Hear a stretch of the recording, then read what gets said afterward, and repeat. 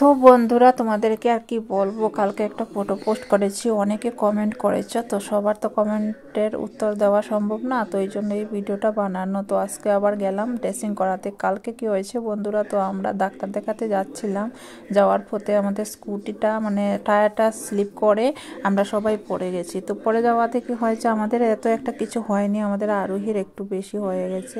তো কালকে টেস্ট করিয়ে এনেছি, এক্সরে ফেক্সরে সব কিছু করিয়ে এনেছি, মানে ভিতরে এমনি কিছু হয়নি, কিন্তু বাইরে একটু হয়ে গেল। তো কি করব বন্ধুরা, তো এই জন্য আজকে সকালে একবার গেলাম ডাক্তারের কাছে, গিয়ে মানে ড্রেসিং করে নিয়ে আবার ওয়াশ টাশ করে নিয়ে এসেছি।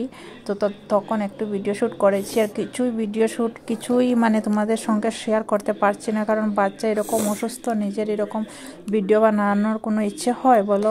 তো ভাবলাম না, তোমরা তো অনেকেই বলছো কি হয়েছে, তো একটা ভিডিওর সাহায্যে তোমাদেরকে সবাইকে বলে দিস। তোমরা সবার ভগবানের কাছে প্রে করো আমার আরোহীটা খুব তাড়াতাড়ি সুস্থ হয়ে উঠে।